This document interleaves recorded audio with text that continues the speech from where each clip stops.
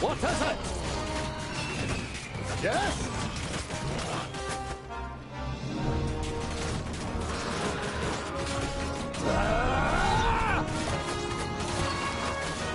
That's that.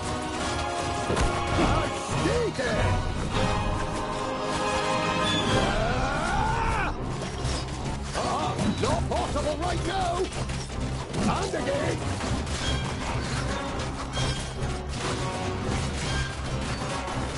Vandally, a present from the workshop.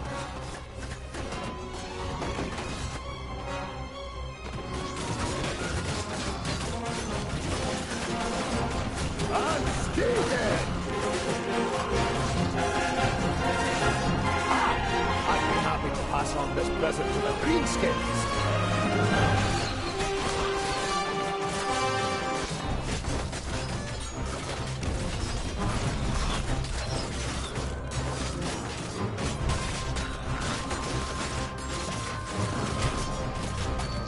And again.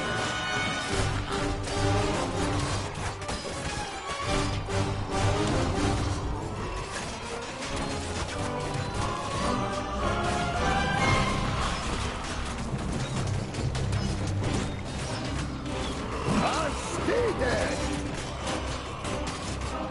And again.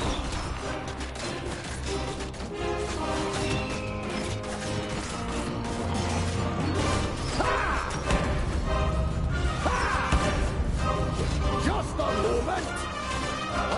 Not possible right now! And again!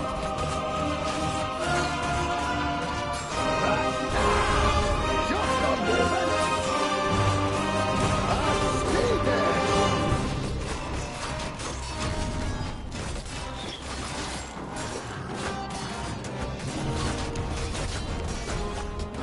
And again! There are too many of them!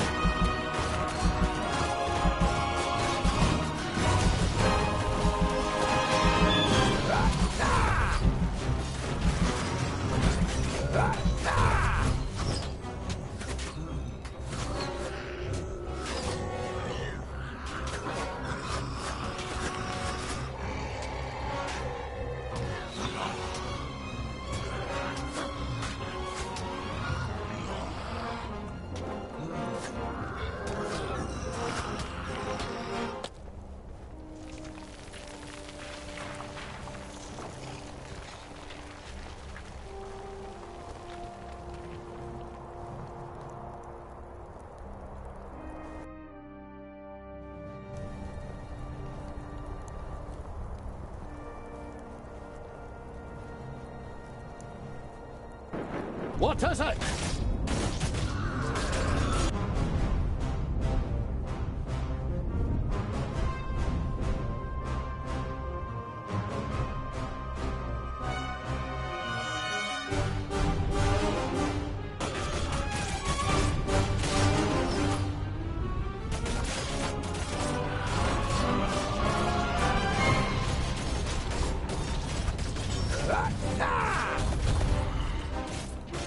And stay dead!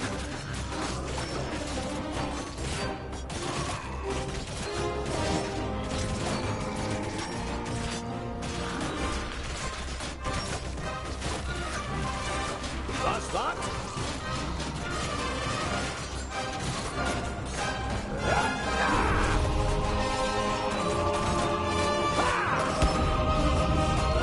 Just a moment!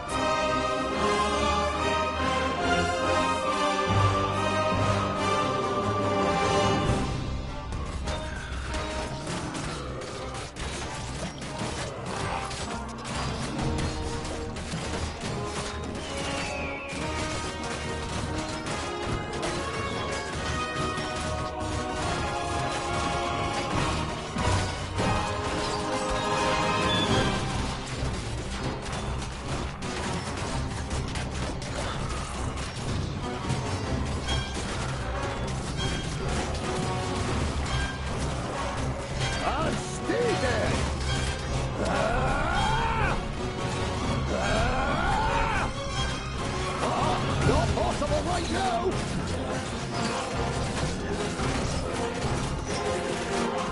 Just a moment!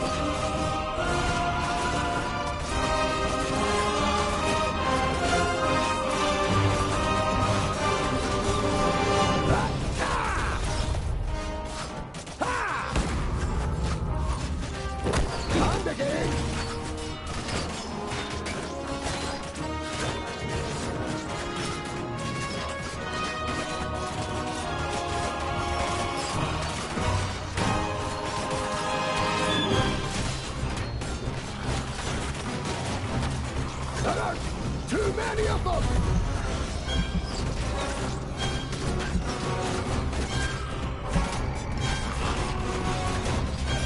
Last lot?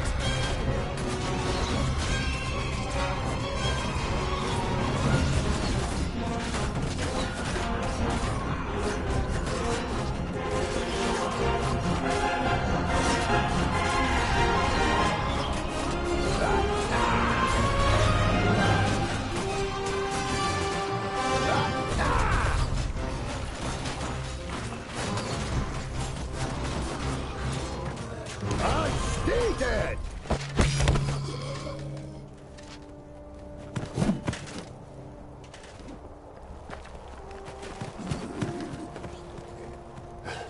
My king!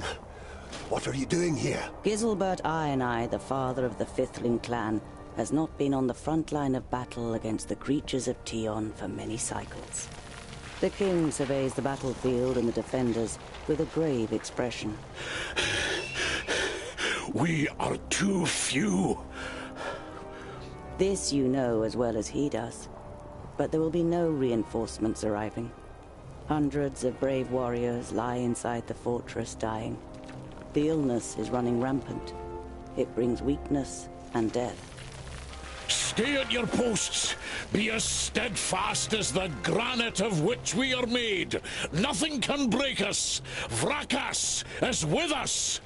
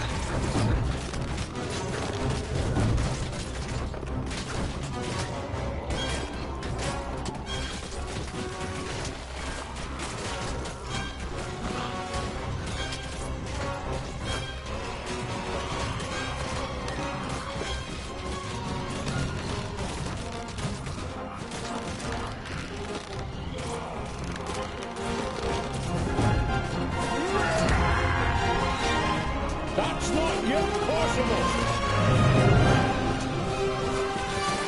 No, not yet! Another one gone!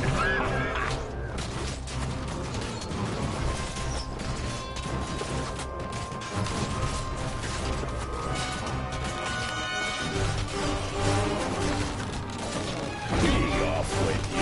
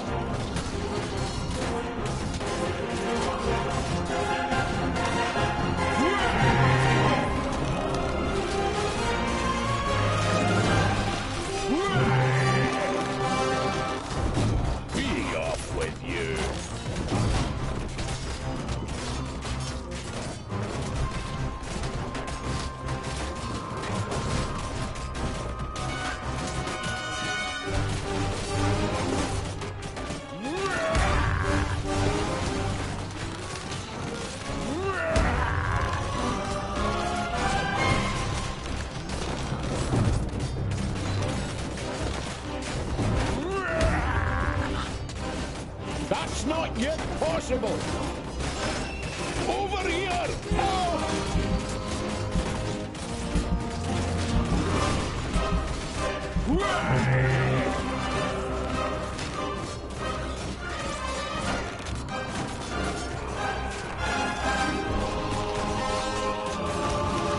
Another one gone!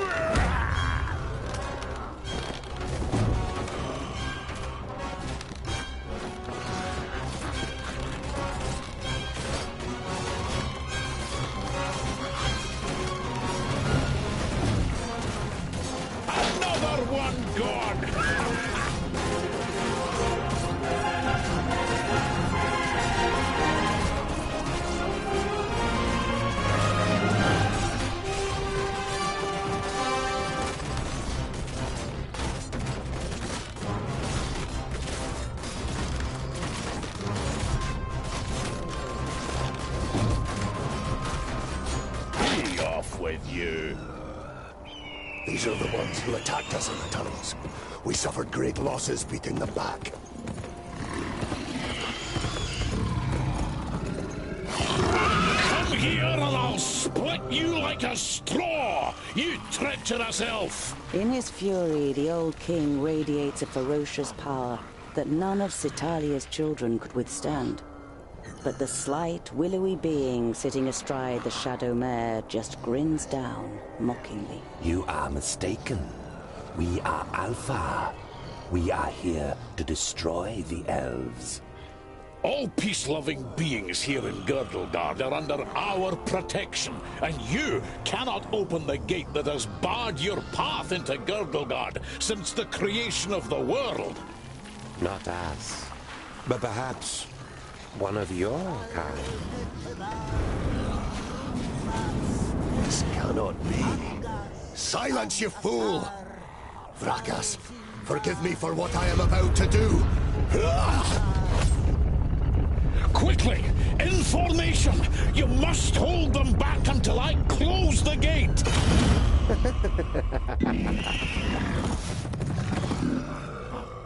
Yes?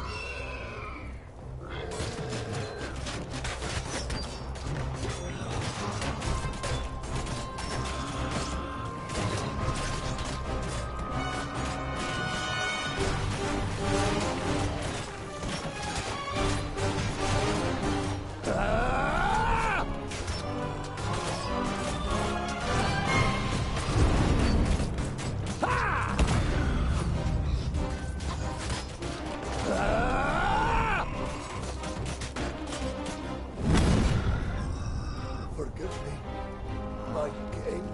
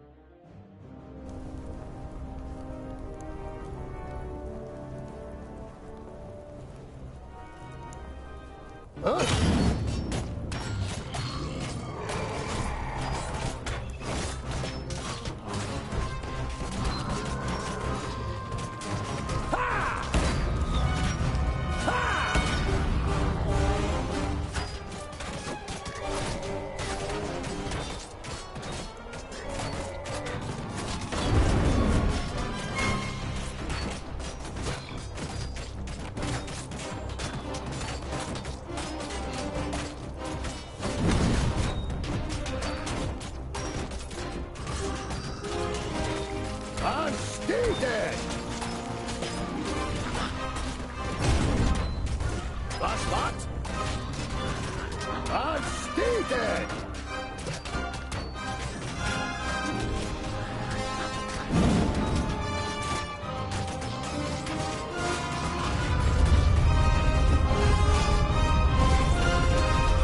That's that! And again!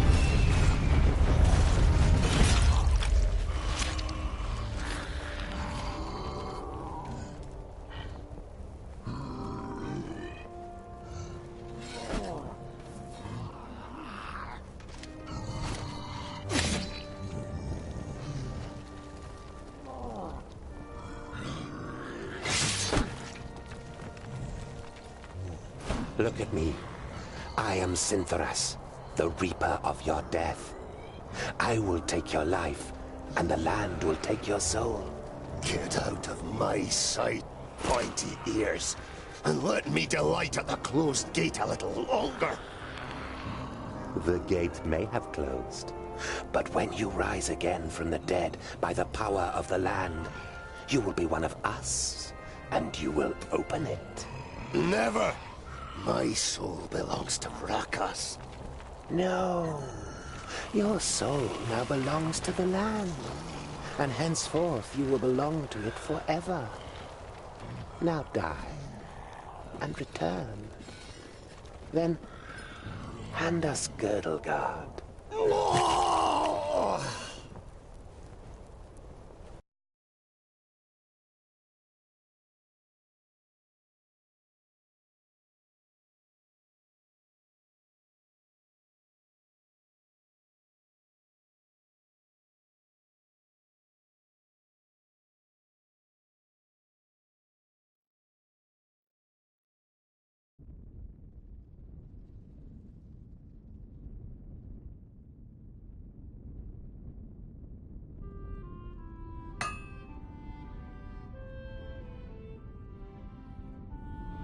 You're a perfectionist, Tungdil Bolafar. I've got a reputation to uphold. If you can't rely on the metalwork of a dwarf, what can you rely on?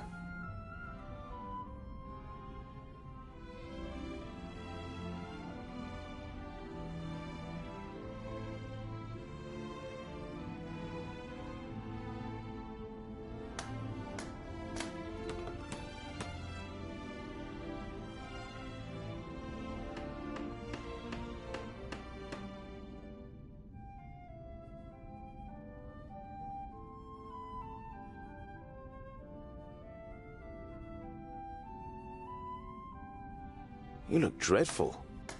What a charmer. The maid gives you an ironic, reprimanding scowl.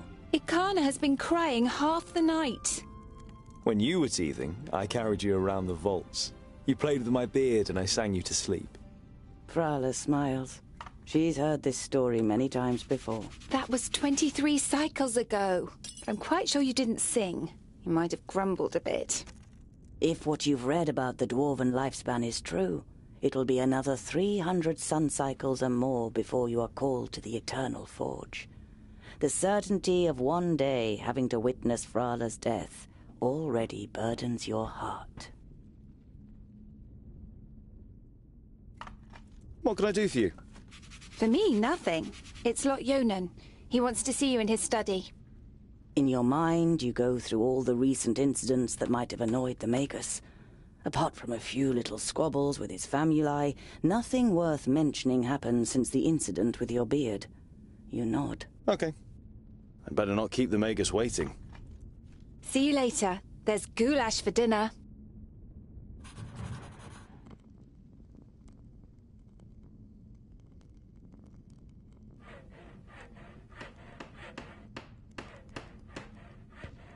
There was a time when you could hardly lift the heavy hammer. Now you barely notice it anymore, and it feels like an extension of your arm. Smithing is in your blood.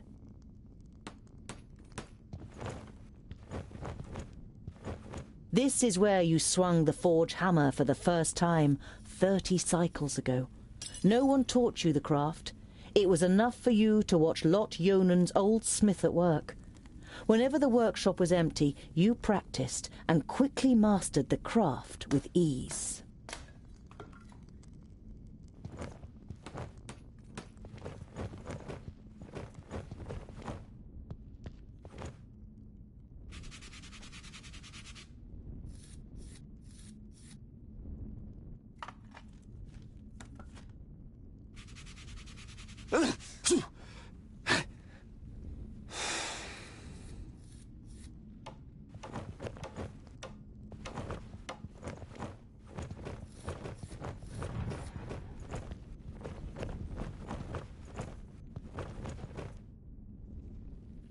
Everything you know about dwarves you learnt from books.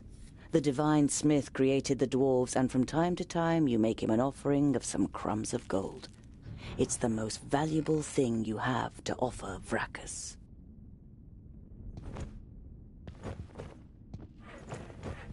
You've worked a bit more on Sunya's birthday present last night. The little one is crazy about horses. You, on the other hand, prefer to keep your distance unless you're fitting them with hooves. Too many legs, and way too big.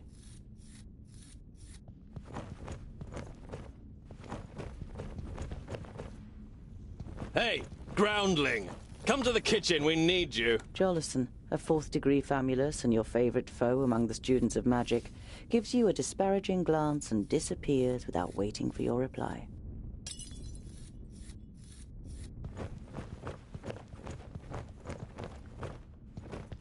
Tungdil! Quick! Or the goulash will get burnt! You immediately recognize what the problem is. A chain running over a pulley for positioning the cauldron is detached from its mounting, and the cauldron stuck in the fireplace.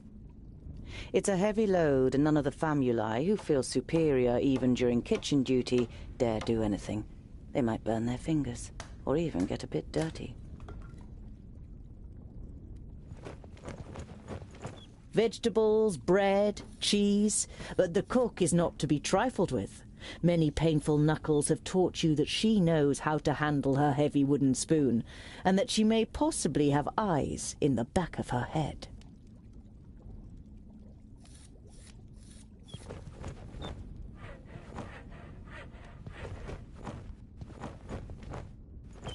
I just wanted...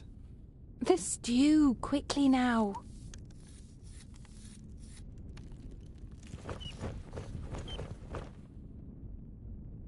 I just wanted... This... The beer that is delivered to the vaults is supposed to be the best beer in Idderslane. It's certainly your favourite beer, but you haven't drunk enough other beers to truly know.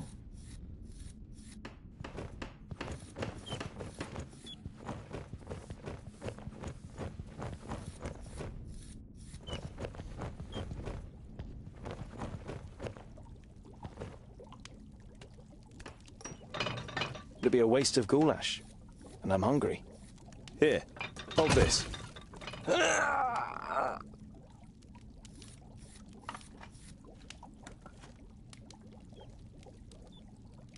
With as much concern in your voice as you can muster, you say, Oh, no, no, this doesn't look good. You're pleased to notice he's dripping with sweat. I'll get you back for this, groundling!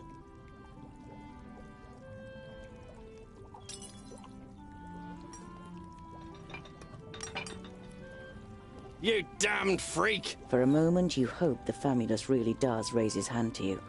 But then he comes to his senses and leaves the kitchen, his face bright red. What a pair you are!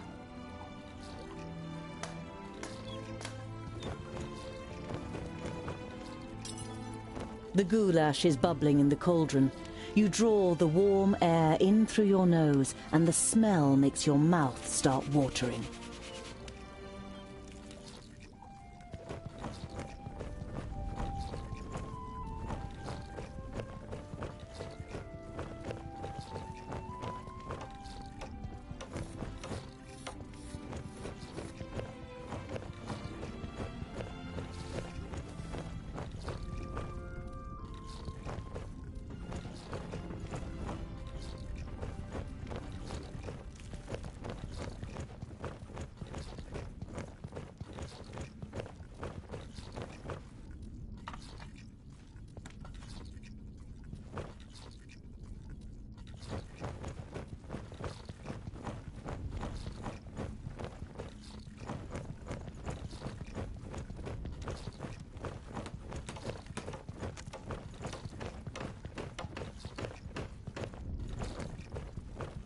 I should speak to Lot Yonan first.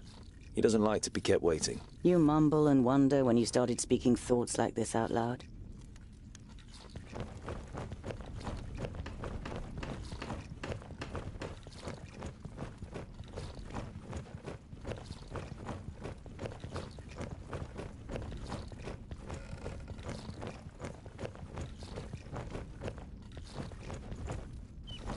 Do you know what Lot Yonan wants? The maid gives you an amused look. She has often accused you of making things more complicated than necessary. Do you know what Lot Yonan wants? The maid gives you an amused look. She has often accused you of making things more complicated than necessary.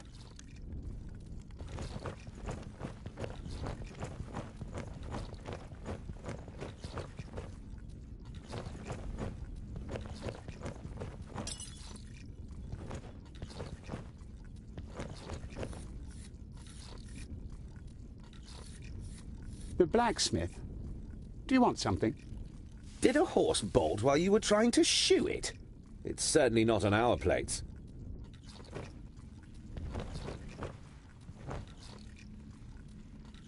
Hey, what are you doing, groundling?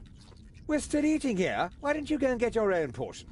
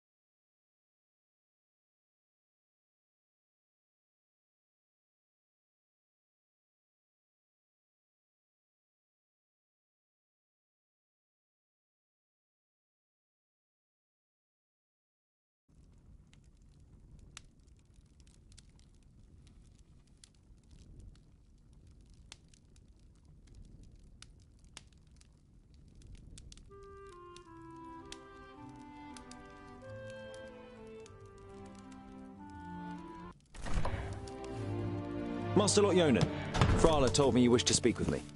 Ah, Tungdil, come in. There is a bag over there in the cupboard. Take it out, please. It contains artifacts belonging to my former famulus Goren. I wish to return them to him. He's in Blacksaddle, 300 miles away. 300 miles? That's a long journey. Who are you going to entrust with this? I was thinking of you. Me? There is no one better to take on this journey. You have acquired much knowledge. You are almost a scholar. You know more than most famuli about Girdlegard and its inhabitants. It is time for you to go out into the world and see it with your own eyes. With pleasure.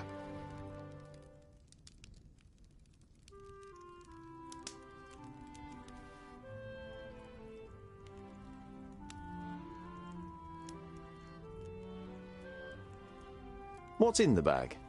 Magical devices. You better leave the bag closed if you want to avoid any accidents. Dwarves don't really like magic, and magic doesn't like you either. Rakus gave us so much craftsmanship that there's no space left in our bodies for magic. Strictly speaking, every time you've been too close to magic, it has ended in catastrophe.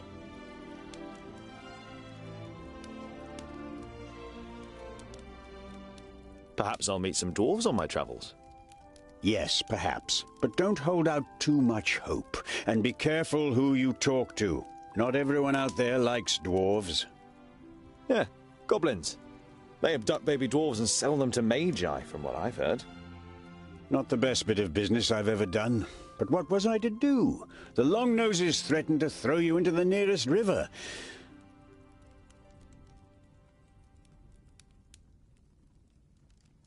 Be on your guard. Look after the bag and don't lose it. May Palandiel be with you. And Vrakas too, of course. I'll set off immediately. I'll see you soon, Lot Yonan.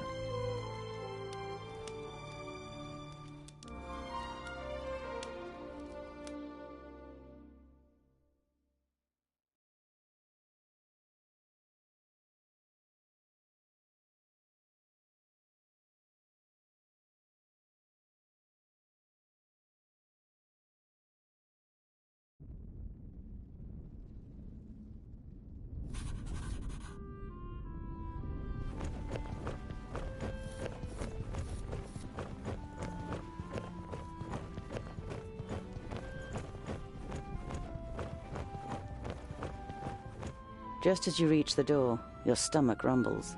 It's not even noon yet, and you think you're going to survive a 300-mile journey without provisions.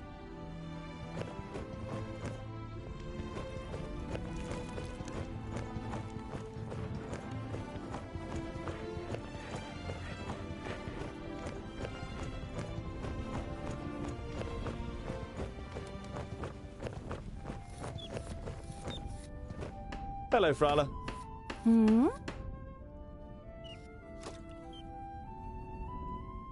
I need provisions for 300 miles. You're grinning from ear to ear. Finally, you've got the chance to see something of the world. 300? Tungdil, that's no errand. That's an epic journey. Wait, I've got just the right thing. But make sure the cook doesn't see. I'm going to Blacksaddle to return a few things to a former apprentice in the Magus. You pocket the rye bread, sausages, and ham. Enough food for the first few days of your journey.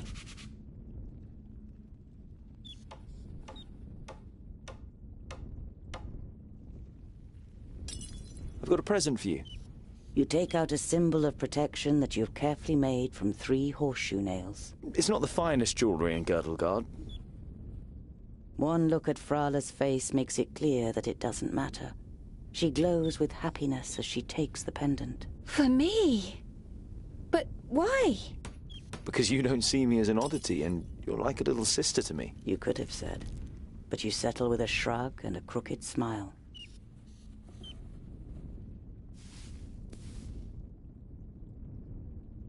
Perhaps I'll even meet some dwarves on the way.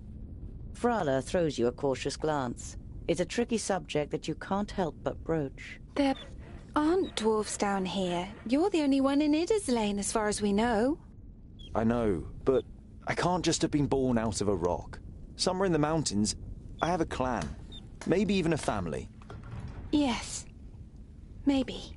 Frala has reminded you more than once that Lot Yonan wrote to the dwarf clans, and none of them were missing a dwarf boy. I have to go. I've got a long journey ahead of me. I wish you the blessing of Palandiel and Vracus to protect you from all danger in your journey. Here, a talisman. Whenever you look at it, think of me. Frala winks at you mischievously. And of getting me a nice present.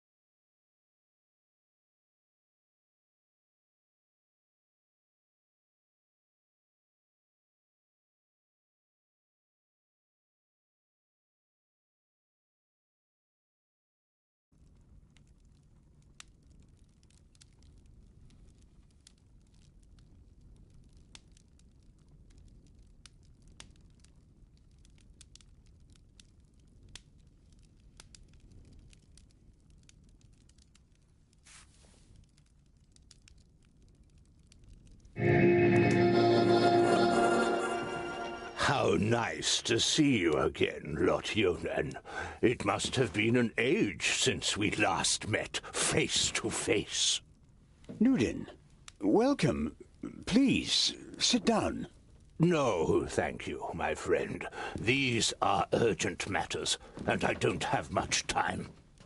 You must come to Leos Nudin immediately.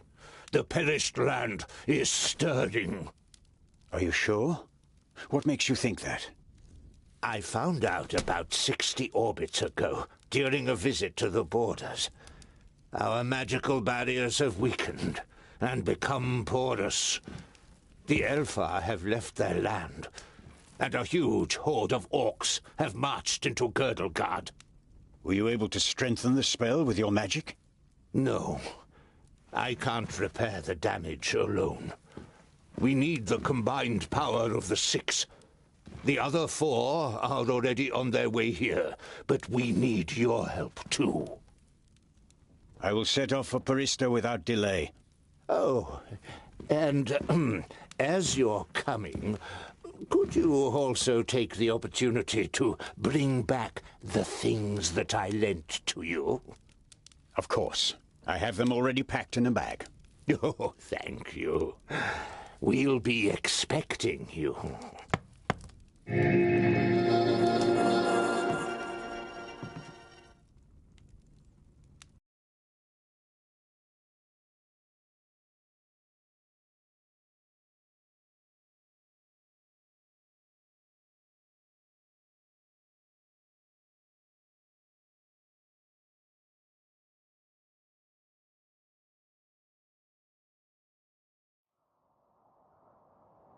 Utterly blinded by the sunlight, you squeeze your eyes tightly shut after only a few steps.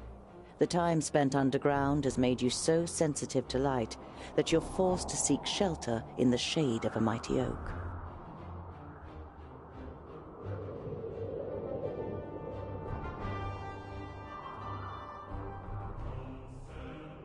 You reach a small lake by a birchwood. Your feet hurt and your eyes still sting in the unaccustomed sunlight. But a smile spreads across your face nonetheless. You've covered a decent distance on the first day of your big journey. You pitch your camp and lie down to sleep on the hard forest floor. When you awake in the morning, your legs are stiff and achy. Trying not to feel sorry for yourself, you throw your rucksack over your shoulder. You're a dwarf, and dwarves don't complain.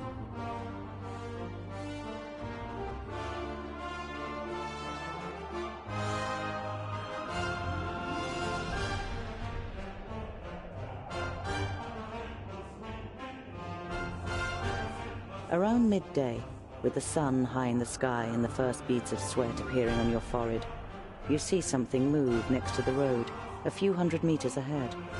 Some crows are pecking at something in the long grass.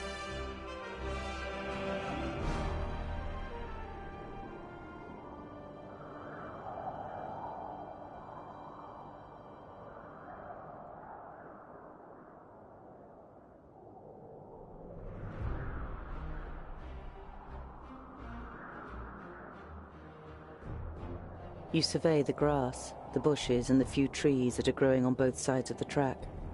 The wind blows through the grass, and the leaves tremble.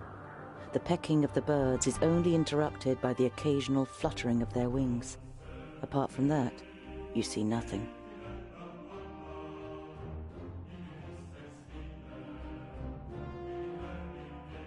When you see the blood on the ground, you try to convince yourself it's from an animal that just happened to be killed on the road by a hunter. You know this is improbable, and your hope disappears completely when you see two human bodies lying in the flattened grass.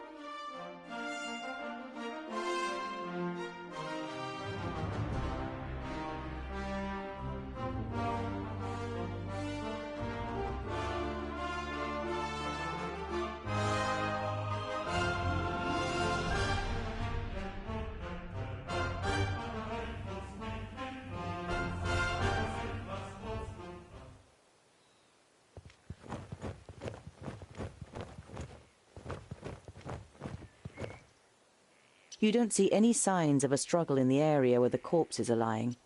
Were they stabbed by a companion? A stranger could hardly have crept up on them with such sparse cover.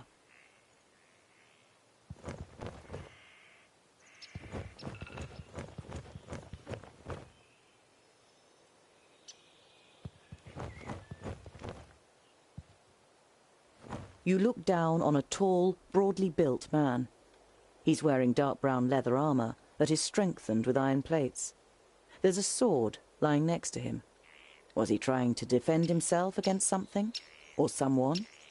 There is no blood on the sword.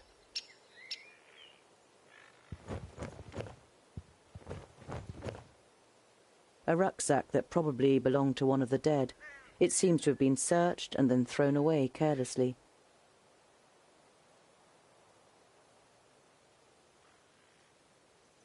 You find a few implements, some provisions, and a map. A route is drawn on it from Parista, Nudin's capital, to Lot-Yonan's vaults.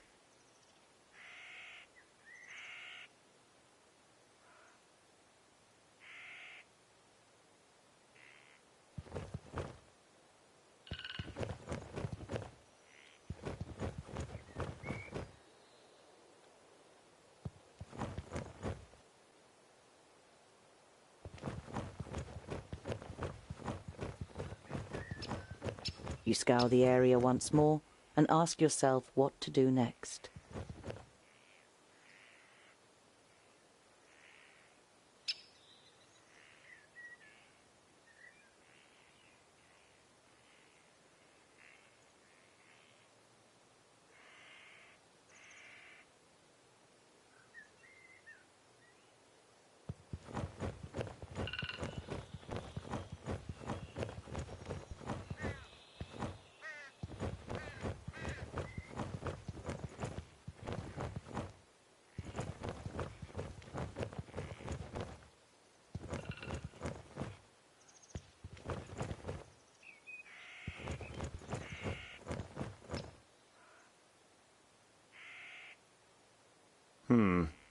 Nothing.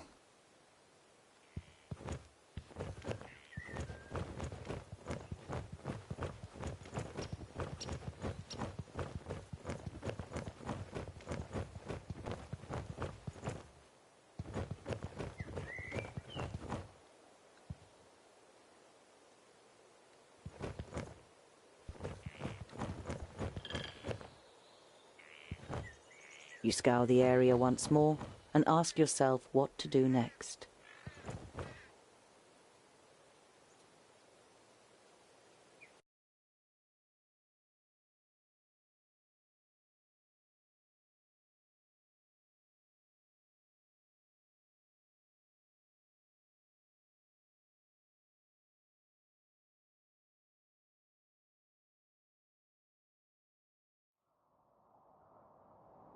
It's time-consuming and strenuous work digging shallow graves in the ground with a stick and covering the corpses with a few stones. But it should at least keep the crows from their feasting for a while. You continue on your way so as to put a few more miles between you and your grisly find before night falls.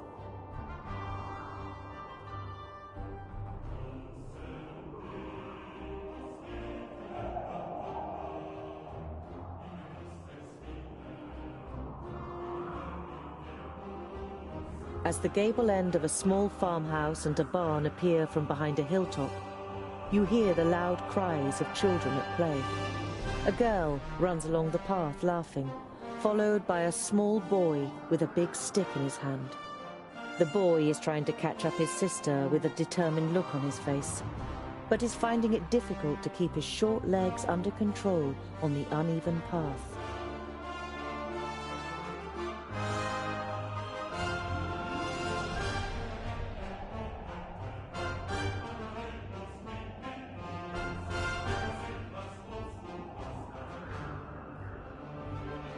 You walk towards the children. As you raise your hand to greet them, the boy catches sight of you. His eyes grow wide, and he points to you with a chubby little finger. All he can manage to say is, "There." Now the girl has turned to face you too. Before you can say a word, she lifts her little brother up into her arms and runs screaming towards the farmhouse.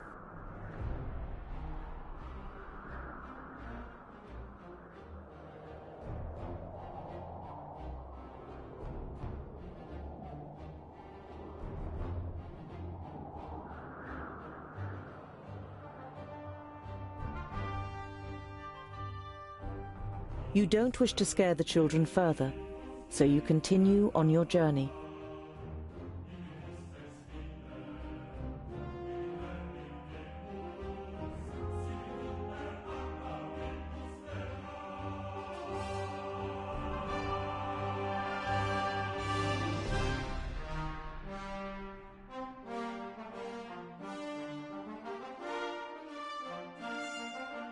You see a flickering light through the trees some way from the path. It might come from a campfire.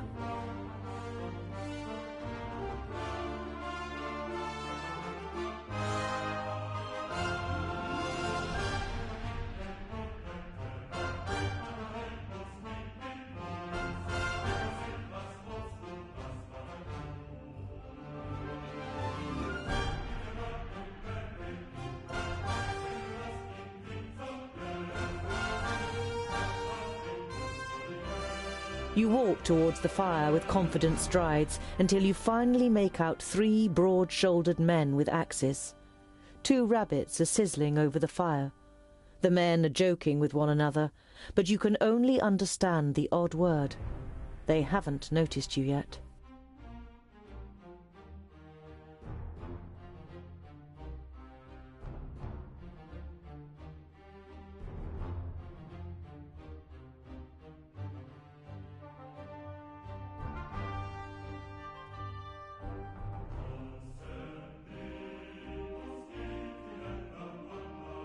You follow the path for about a mile and then set up camp. The next morning, you continue your journey.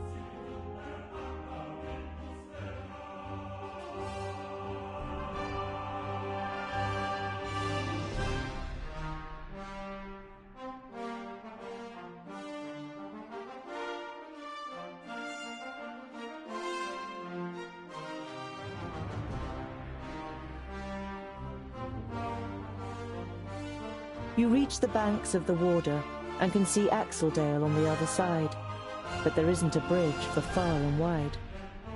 The fishermen's boats glide over the water, which sparkles in the sun.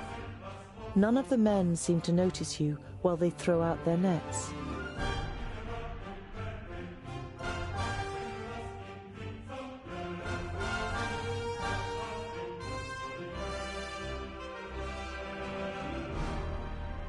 You call to the nearest fisherman. He looks across at you briefly before turning away and getting back to his work. You're going to have to find another way.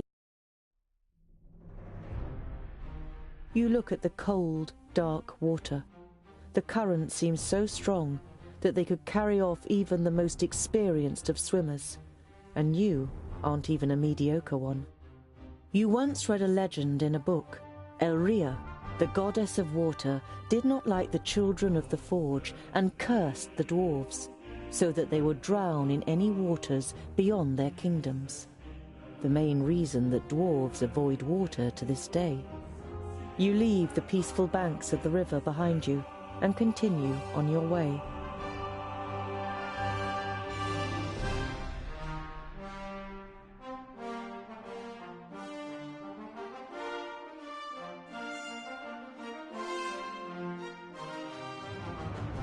You look down on a large village on the banks of the Warder. Some of the village is built on stilts in the river. A wooden bridge spans the fast-flowing water.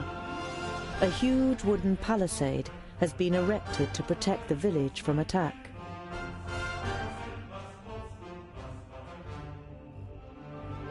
Your eyes roam the land on the other side of the river. You estimate that you will soon have completed half. The guards on the palisade are watching you. Their armor looks well cared for and well.